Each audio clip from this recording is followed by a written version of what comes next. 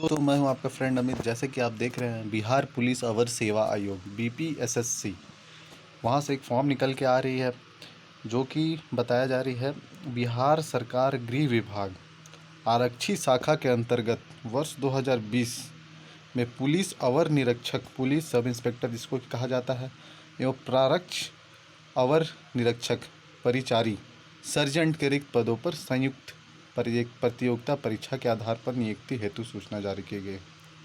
और इसका कि आप डेट जैसे देख सकते हैं, ऑनलाइन आवेदन भरने की तिथि जो बताई जा रही है वो आपको बताई जा रही है दोस्तों।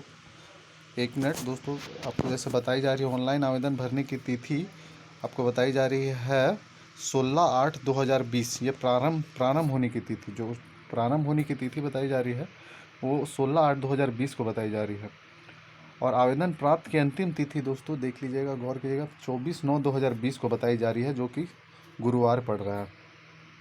और विज्ञापन संख्या 3/2020 बिहार सरकार गृह विभाग के अंतर्गत 2020 में पुलिस सब इंस्पेक्टर एवं सर्जेंट के पदों पर अधिसूचित रिक्तियों की संख्या निम्न प्रकार है। दोस्तों देखिएगा, सबसे पहला पद जो कि है सब इंस्पेक्टर का, पुलिस अवर निरीक्षक, पुलिस सब इंस्पेक्टर, जिसका कि लेवल 6 की पोस्ट है। और इसमें रिक्तियों की संख्या दोस्तों 1998 पोस्ट बताई जा रही है। और जो सर्जेंट की पोस्ट है उसमें बताई जा रही है 215 सीट, 215 सीट बताई जा रही है।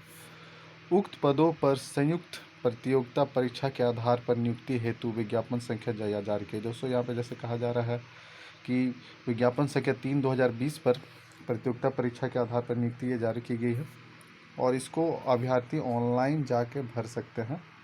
किसी अभ्यर्थियों द्वारा मात्र एक ही ऑनलाइन आवेदन भरा जा सकता है। दोस्तों जैसे कि यहाँ पे साफ साफ मेंशन कर दिया गया है, अभ्यर्थी सिर्फ एक ही ऑनलाइन आवेदन भर सकते हैं। आवेदन पत्र भरने के क्रम में अभ्यर्थियों से पद की प्राथमिकता प्रेफरेंस के विषय में पूछा जाएगा। पुलिस सब इंस्पेक्टर के पद पर नियुक्ति और चयन के लिए जो प्रक्रिया है वो इस प्रकार दी गई है। दोस्तों देखिए, लिखित प्रतियोगिता परीक्षा ली जाएगी और इसमें की प्रारंभिक परीक्षा होगी। प्रारंभिक परीक्षा जो कि 200 अंकों की होगी। 200 अंक का एक पत्र होगा जिसमें प्रश्नों की कुल संख्या 100 होगी। प्रश्नों की कुल संख्या दोस्तों 100 होगी और जो कि 2 घंटा की होगी। उक्त पत्र में सामान्य ज्ञान, देखिए सामान्य ज्ञान पूछा जाएगा। समसामयिक मुद्दों से संबंधित प्रश्न पूछे जाएंगे। इसमें 30% से कम अंक प्राप्त करने वाले अभ्यर्थियों मुख्य परीक्षा के लिए सफल घोषित किए जाएंगे। दोस्तों जैसे कि साफ साफ मेंशन कर दिया गया है, 30% से आपको ज़्यादा लाना है। अगर 30% से कम आते हैं तो आपको मतलब नेक्स्ट परीक्षा देने के लिए योग्य घोषित कर दिया जाएगा। प्रारंभिक परीक्षा में प्राप्त अंक के आधार पर रिक्तियों के 20 गुना सफल अभ्यर्थियों का चयन किया जाएगा दोस्तों। और ठीक है, मुख्य परीक्षा हेतु प्राप्त अभ्यर्थियों के पर्याप्त संख्या में अनुपलब्धता की दशा में उक्त अनुपात उपायुक्त रूप से कम किया जाएगा। देखिए दोस्तों, मुख्य परीक्षा जो कि मेंस परीक्षा में, प्रारंभिक परीक्षा में सफल अभ्यर्थियों को मुख्य परीक्षा में सम्मिलित होने का अवसर प्रदान किया जाएगा। दोस्तों जैसे कि आप देख सकते हैं, जो कि प्रारंभिक परीक्षा पास करेंगे और 20 गुना रिजल्ट जारी किया जाएगा। जो इस रिजल्ट में आते हैं या लिस्ट में आते हैं उनको मुख्य परीक्षा में बैठने के लिए दिया जाएगा, जो कि 200 अंकों की होगी। 200 अंकों की होगी। सामान्य हिंदी 2 घंटा का होगा जिसमें 100 प्रश्न होंगे। इसमें भी दोस्तों देखिए 100 प्रश्न होंगे। 30% से ज़्यादा अंक लाना है उन्हें, या तो उन्हें अयोग्य घोषित कर दिया जाएगा अगर वो 30% से कम अंक लाते हैं। ठीक है, 100 अंक की कोई परीक्षा होगी। द्वितीय पत्र की पूर्णांक 200 होगा। ठीक है, जिसमें प्रश्नों की कुल संख्या 100 होगी और परीक्षा अवधि 2 घंटा की होगी। देखिए परीक्षा अवधि 2 घंटा की होगी दोस्तों। और इसमें कहा गया है दोनों चरणों की परीक्षा में प्रत्येक गलत उत्तर के लिए 0.2 अंक काटा जाएगा दोस्तों। उत्तर पुस्तिका 2 प्रतियों में होगी जिसका एक प्रति आयोग के पास सुरक्षित रखा जाएगा। देखिए दोस्तों, एक आप गलत कीजिएगा 0.2 और 2% काटा जाएगा दोस्तों। 0.2 अंक काट लिया जाएगा। और जैसे कि नीचे देख सकते हैं दोस्तों, जैसे कि मेघा सूची, अगर आप टाई होने की संख्या में, अगर क्या ये इसमें नियम लगाया गया है दोस्तों, आप पढ़ सकते हैं। अंतिम रूप से सफल अभ्यर्थियों की मेघा सूची मुख्य लिखित परीक्षा में प्राप्त अंकों के आधार पर आरक्षण कोटिवार तैयार की जाएगी दोस्तों।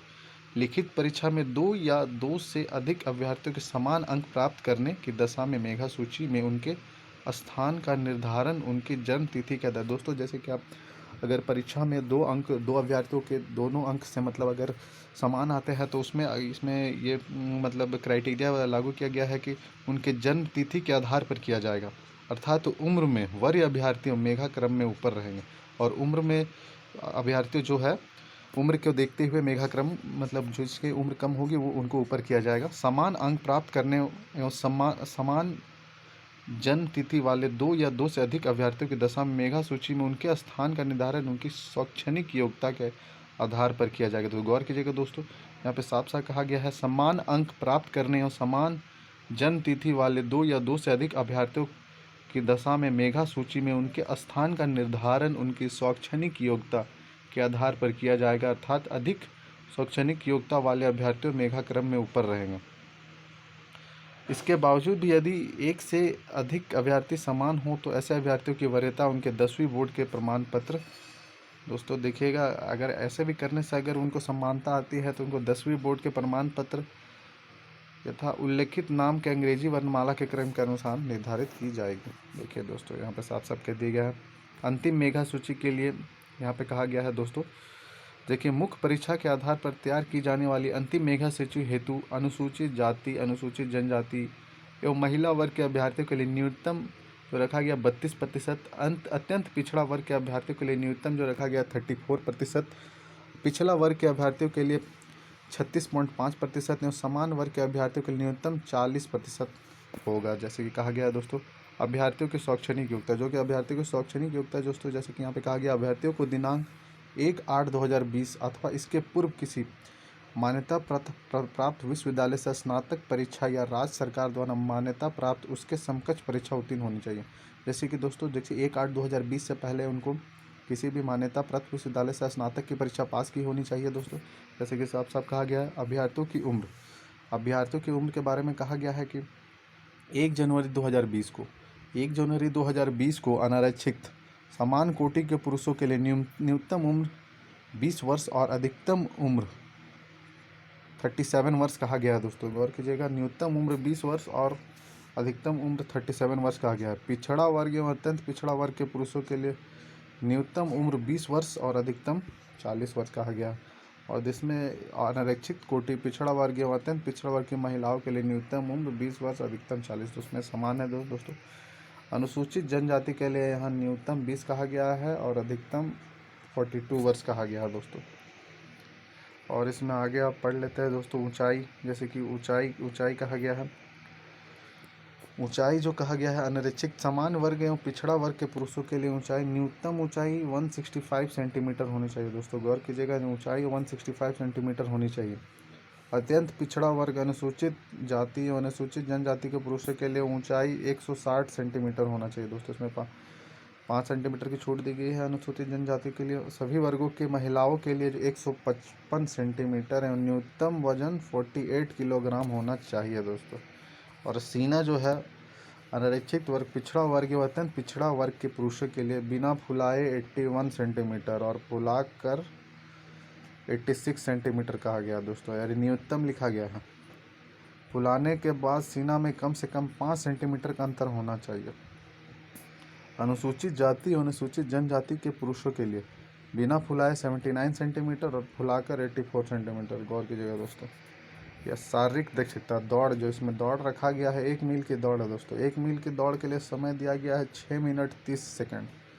इससे अधिक समय लेने वाले अभ्यर्थियों को असफल घोषित कर दिया जाएगा दोस्तों। आगे और महिलाओं के लिए दोस्तों यहाँ पे 1 किलोमीटर की दौड़ रखेगी। 1 किलोमीटर की दौड़ की जो समय सीमा रखी गई है, समय जो रखा गया है 6 मिनट रखा गया, तो 6 मिनट के बाद वाले को अयोग्य घोषित कर दिया जाएगा और असफल घोषित कर दिया जाएगा दोस्तों।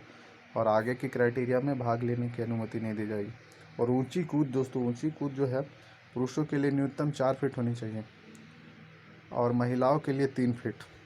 और दोस्तों इसमें लंबी कूद भी है। लंबी कूद आप देख सकते हैं, पुरुषों के लिए न्यूनतम 12 फीट और महिलाओं के लिए 9 फीट रखी गई है। इसमें गोला फेंक भी रखा गया दोस्तों, देखिएगा ध्यान से, गोला फेंक भी रखा गया। पुरुषों के लिए 16 पाउंड का गोला न्यूनतम 16 फीट फेंकना होगा पुरुषों के लिए। देखिएगा दोस्तों, ये गोला भी फेंकना है। इसमें पुरुषों के लिए न्यूनतम 16 पाउंड, सॉरी दोस्तों, 16 पाउंड का गोला न्यूनतम 16 फीट फेंकना है। और महिलाओं के लिए जो कहा गया है 12 पाउंड का गोला न्यूनतम 10 फीट फेंकना है। और जिसमें देखिए पुलिस अवर निरीक्षक के पद पर रिक्ति देखिए अब इसमें बांट दिया गया है दोस्तों। अनुसूचित जाति के पदों की संख्या 333 है, जिसमें कि महिलाओं के लिए क्षैतिज रूप से आरक्षित पद है जो कि 35% रहती है। 124 सीट है महिलाओं के लिए अनुसूचित जाति में। अनुसूचित जनजाति में 17 सीट है पद। और उसके बाद आप देख सकते हैं महिलाओं के लिए 6 सीट है। अत्यंत पिछड़ा वर्ग जिसमें कि 387 सीट है, और इसमें महिलाओं के लिए 147 सीट जो कि है। पिछड़ा वर्ग में 280 सीट है, महिलाओं के लिए 94 सीट है। आर्थिक रूप से कमजोर वर्ग देखिएगा दोस्तों, आर्थिक रूप से कमजोर वर्ग के पदों की संख्या 199 बताई गई है, और यहाँ पे जो महिलाओं के लिए 59 बताई गई है दोस्तों।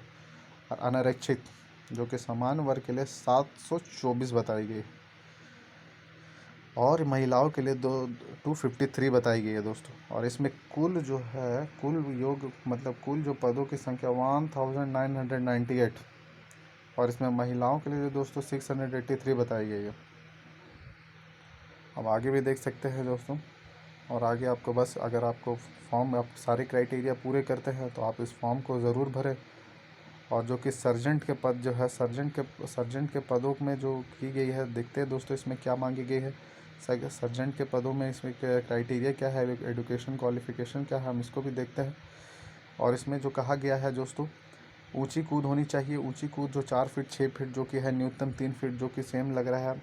4 फीट 4 फीट 6 इंच होनी चाहिए पुरुष अभ्यर्थियों के लिए। महिला अभ्यर्थियों के लिए इसमें होनी चाहिए 3 फीट। लंबी कूद भी है इसमें जो कि 15 फीट की होनी चाहिए, और न्यूनतम 15 फीट। और न्यूनतम महिलाओं के लिए होनी चाहिए आपका 9 फीट। गोला फेंक भी है जो कि 16 पाउंड का गोला फेंकना है दोस्तों, और जो कि 20 फीट फेंकना है पुरुषों के लिए। और महिलाओं के लिए दोस्तों 12 पाउंड का गोला फेंकना है जो कि होना चाहिए 10 फीट फेंकने होना चाहिए। और इसमें भी बांट दिया गया है दोस्तों। अनुसूचित जाति और महिलाओं के आधार पर जो बटी हुई है वो अनुसूचित जाति है 34 देख सकते हैं दोस्तों, और महिलाओं के लिए 15। और देख सकते हैं, आप पढ़ सकते हैं इसको, मैं इसका PDF डाल दूंगा लिंक पे। और आप देख सकते हैं महिलाओं के लिए 35% क्षैतिज आरक्षण का व्यवस्था की गई है। तो महिलाएं भी इसमें अच्छी तरह से फॉर्म को भर सकते हैं जो भी क्राइटेरिया पूरे करते हैं। आयु प्रावधान की जो ये की गई है उसमें आप साफ साफ पढ़ सकते हैं कि जो पद पर भूतपूर्व सैनिकों की आयु सीमा में निम्न प्रकार की छूट दी जाएगी। आप पढ़िए दोस्तों, मैं इसका लिंक डाल दूंगा डिस्क्रिप्शन में। असैनिक पदों पर नियुक्ति हेतु भूतपूर्व सैनिक को उम्र सीमा में 3 वर्ष तथा प्रतिरक्षा सेवा में बिताई गई सेवा अवधि के योग के समतुल्य रियायत दी जाएगी, बशर्ते कि उनके वास्तविक उम्र देने की तिथि 57 वर्ष से अधिक नहीं होनी चाहिए दोस्तों। 3 वर्ष की जो देखते आप पढ़ सकते हैं, 3 वर्ष की छूट दी गई है। और दोस्तों आप इसमें पढ़ सकते हैं। और नीचे ऑनलाइन आवेदन पत्र जो कि आप इसमें डेट जरूर ध्यान दीजिएगा दोस्तों। आप BPSSC जो इसकी साइट है वहाँ जाके इसको फिल कर सकते हैं, ऑफिशियल साइट पे जाके फिल कर सकते हैं। और इसकी आवेदन की तिथि स्टार्ट हो जाती है 16 अगस्त से दोस्तों, और 24 सितंबर को दोस्तों इसकी लास्ट तिथि है दोस्तों। ध्यान रखिएगा 24 सितंबर से पहले इस फॉर्म को भर दें। और इसकी जो रखी गई है चार्ज रखी गई है दोस्तों, अत्यंत पिछड़ा वर्ग, आर्थिक रूप से कमजोर वर्ग या अनारक्षित वर्ग के पुरुष या महिला अभ्यर्थी के ऑनलाइन आवेदन पत्र का जो मूल्य रखा गया है दोस्तों 700 रुपया। ध्यान दीजिएगा दोस्तों, 700 रुपया रखा गया इसका मूल्य। तथा अनुसूचित जाति अनुसूचित जनजाति के पुरुष और महिला अभ्यर्थियों के लिए 400 रुपया निर्धारित की गई है दोस्तों। ध्यान रखिएगा 400 रुपया निर्धारित की गई है। ऑनलाइन आवेदन पत्र भरने के आवश्यक निर्देश आप इसको पढ़ सकते हैं, मैं लिंक डाल दूंगा। BPSC के ऑफिशियल साइट पे जाके आप लिंक पे जाके भर सकते हैं। और उसके बाद आपके जो आपको डायरेक्ट रिक्रूटमेंट है, आपके पास 10 क्लास के सर्टिफिकेट होने चाहिए, प्रमाण पत्र होना चाहिए, आवेदक का नाम जो आप पढ़ सकते हैं अच्छी तरह से भरे आपके पास होने चाहिए, सारे डॉक्यूमेंट्स रेडी होने चाहिए। और इसको आप देख सकते हैं। और इसमें कुछ है दोस्तों, अब देखिए, अब न्यूनतम 20 आपको मैं बता ही चुका हूँ। और ये जो जन्म तिथि जो है प्रारूप सही होनी चाहिए, आपको जो 10 में जन्म तिथि है वैसी होनी चाहिए। और 10 के हिसाब से आपको जो जन्म तिथि है वो मैं PDF में डाल दूंगा, आप देख लीजिएगा।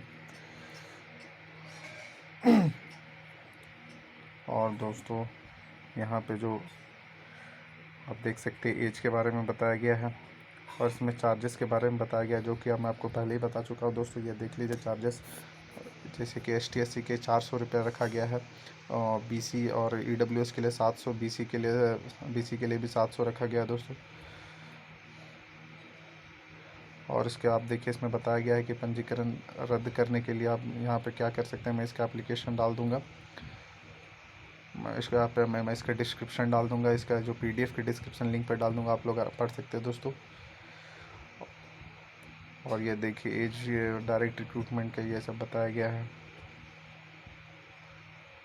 और ठीक है दोस्तों, तब आपको अगर ये वीडियो अच्छा लगे तो ज़रूर लाइक करें, शेयर करें और सब्सक्राइब करें। फॉर्म को याद रखिएगा दोस्तों, भरना ना भूलें। ये 24 सितंबर से पहले भर दें और ये फॉर्म को।